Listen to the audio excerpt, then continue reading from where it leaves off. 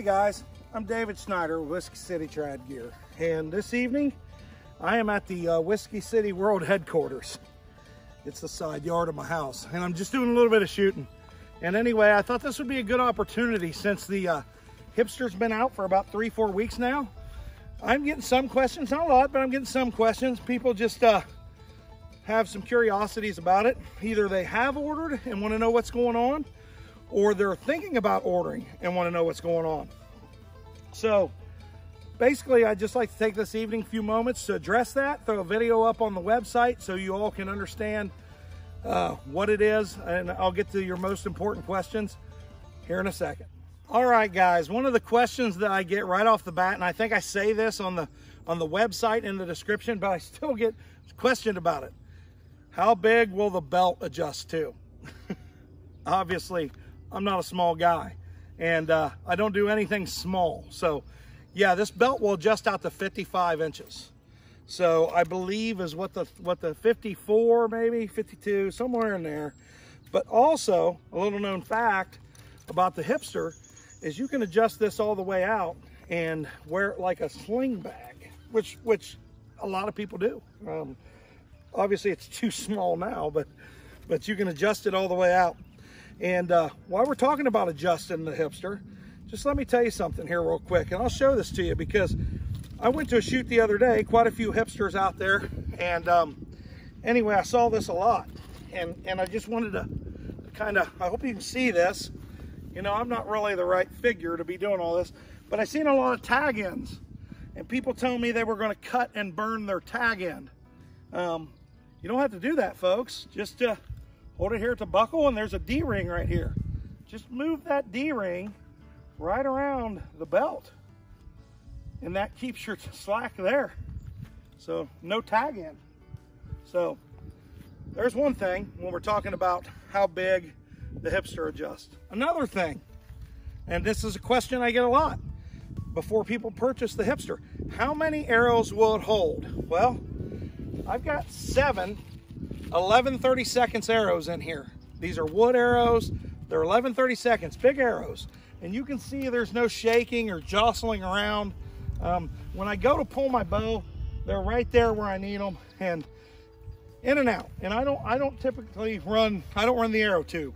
A lot of people run the arrow tube, and that's fine. You want to run the arrow tube, that's great. Some people just like a tube. I can't really put my finger on it, but it's whatever. The Hipster will comfortably run 2 arrow tubes, and you can run up to 8 arrows in each tube, so that's 16 arrows.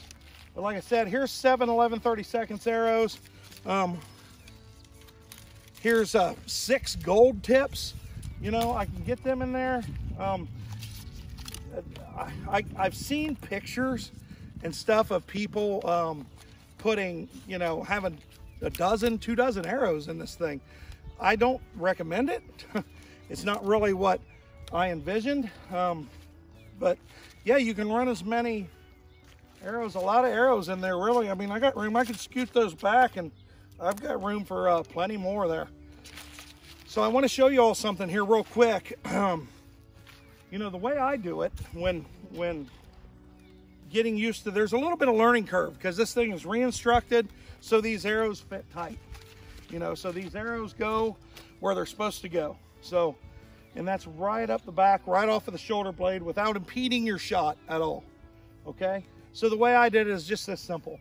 Normally I don't shoot more than 1 arrow at a time, and normally I'm not putting up more than 1 arrow at a time. But really, when you're shooting an arrow, you pull it out of the target or out of the foam or whatever. You just grab your arrow, put your fingertip on the point, reach around here, find where the other arrows is, hit it, put it down, pull an arrow, pull it out, pull an arrow, pull it out, pull an arrow, pull it out. And after, now in the beginning, this may take some time because, you know, we're not used to a tight fitting quiver. We're used to a lot of slop. We're used to the, you know, arrows jangling around everywhere. You know, this quiver isn't designed like that. So this is proprietary to itself and the fact that these arrows fit really tight in there. So it's just a little bit of a learning curve, but as you can see, it takes no time at all. It's in, it's out, it's in, it's out. So yeah, that's just another little thing I want to show you guys. Another question I get is how durable are they? Well, to be honest with you folks, this is a prototype. I mean, it's one of the first models. I've been running this particular, now I did put a new patch on it because patches came later, but I've been running this particular quiver for over a year, 8 months. And I can't tell you, it suited me just fine. I got my arm guard and stuff in the back. I keep a little pocket knife here in the front. I've got spare, a little baggie of spare. I got a spare tab in there. I got a one of our little Whiskey City punches. I've got some spare stuff in there. Yeah, so it holds up well. It's a denier. It's a 900 denier fabric, and you know, the back pocket there we have nylon lined to make it water resistant. The denier itself is water resistant. It's not watertight. It's water resistant, not waterproof. Water resistant. There's a difference. So what I did with my particular quiver is I just went down to the local, you know, big box store or whatever, and I got a can of that 3M boot spray, that waterproof, water repellent spray, and I sprayed my whole Hipster, and that seemed to help. That seems to help preserve it. But yeah, I've been running this one for 8 months, zero problems. Let's talk about the Clipster. Okay, the Clipster is basically, it's a carabiner with a retractable lanyard on it to a little clipboard that we manufacture ourselves here. So we put these together and we router these out and do everything ourselves. But anyway, it's just a little way to hold your scorecard, guys. Let me show this to you up close. And this is how I run it on mine. So I've seen a lot of pictures where, and by all means, you can put it wherever it is comfortable for you. I'm not by any means telling you this is the best place, but for me, through trial and error, if you're right-handed, and when you're looking at the bag, it would be, when you're staring at the bag, it would be on the right-hand side. I hook that carabiner right there, and I just let this hang. I just let it hang. Now, this pocket right here will hold the Clipster. I keep a little pocket knife in there, but it'll hold it perfectly if you don't want it to rattle or bang around. But for the most part, I just always leave mine hang right there. So that's where it goes, and that's how I've got mine presented. Okay, people ask all the time. They say, hey, now they do ask this. I get this question quite a bit because, you know, it's curiosity that killed the cat, right? So anyway, the back pocket, the deep storage pocket, that's the one on the back that fits tight up against the body, and it's nylon lined, and I've already taken most of my stuff out of here. But anyway, inside this, let me get rid of these arrows. If y'all don't mind, I'll just lay them right here on top of this target. Inside of this bag, there's a Velcro patch right there. There's a Velcro strip, okay? Well, in procurement of this bag, the what I had intended for there didn't really work for me. So, and it's something I just didn't want to put out. It's something that I tried to design around it. I tried to do a couple different things to make it different, and those fell through. So we are on the right track now for having something, and that's going to be in the form of an addition. You know, I try my best to keep the prices as low as I can possibly keep them, but yeah, there's going to be something that Velcro's in there for a reason. There's going to be something that goes in there. There's going to be a couple things actually that go in there. So yeah, that's what the Velcro and the big pouch is for.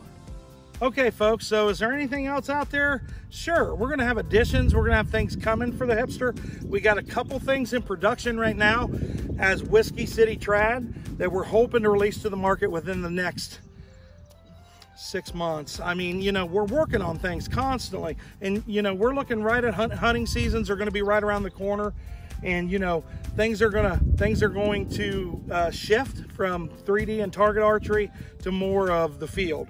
So we're hoping to really catch up some time there and launch a couple new products. I will tell you this, we've launched a new product this last week. We're going to launch a new product next week, and then 2 big products in the works coming down the pipe, along with 4 or 5 other products that's just off the top of my head. We got all these things going at the same time. So as you all know, it just takes time, patience, and most of all, money. That's how it works. That's capitalism at its finest. So anyway, yeah, but we're doing the best we can.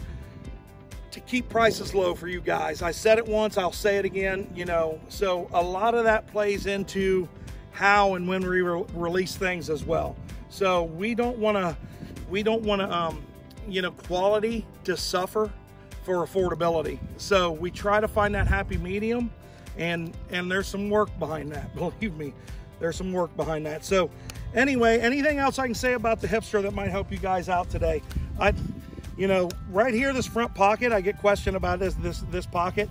I can fit my tab in there. People say, you know, they use it for other things, but I put my tab in there from time to time, especially if my tab gets wet. I put my tab in there so it can dry out and get air. You know, this right here, this D-ring on the front, you can hold glasses. I don't have any glasses on me, but you can hold glasses right there. You can put one arm of the glasses through there and fold it over, and it'll stay. Another reason for this pocket, I'm bouncing back to it, is I was thinking talcum powder. You know, we can, anybody that uses a little powder on their glove or finger tabs, I was thinking that would be a good spot for that. Trust me, you can put it in there, and they just don't make a really good talcum powder bag. So all the vessels that hold talcum powder that I've seen are really loose, and with about 10 good slaps, it's going to be all over the place. Your bag's going to be full of powder, and I mean, just not good. So guys, that's about all I have. I guess I can touch on one more thing here. Yeah, this bag wasn't meant for a whole lot of weight. I mean, I meant to keep it light. It's light, you know. I seen a guy at the shoot the other day, and a good friend of mine that don't live far from me here in the same state, and I'm not going to mention his name, but if you want a testimony of what this thing can hold, look at that guy. He don't have any real estate on this real thin belt at all. But this is not a very thick belt. Belt is not made structurally for holding a bunch of weight. We do have a bottle holder, and it holds a 12-ounce bottle of water. And I didn't design it; it was already out. And I'll show that to you all, or you can find that on the website. But I'm comfortable with holding that, and there's a spot to hold it right over here, and I'll show that to you in future videos.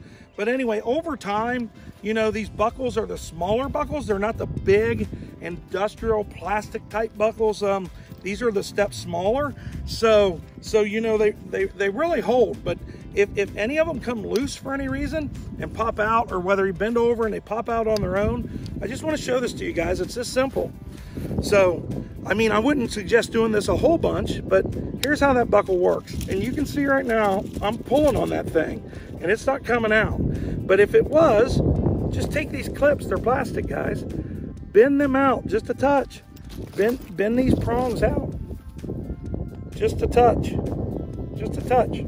And then, did I say just a touch? I said just a touch. And that's it.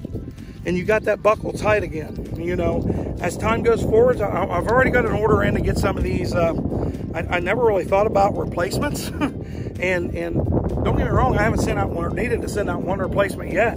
But probably going to be good to have some of these around in case anybody breaks them or shatters them or closes them in a car door or whatever.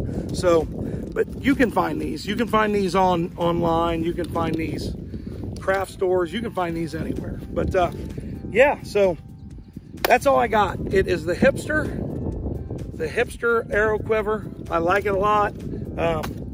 By the response we're getting from everybody, you guys are liking it too.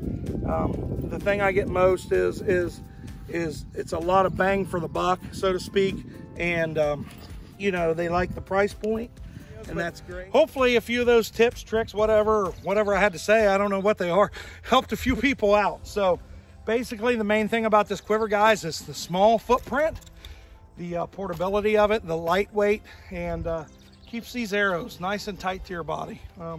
So when the moment of truth comes, whether it's target archery, field archery, or 3D, you make the shot count. That's it. So now no pressure at all. I'm on video. You go out there for the farther one. Nailed it too. Should I push it? Should I push it and go for 3 on video? I've had this bow 4 days.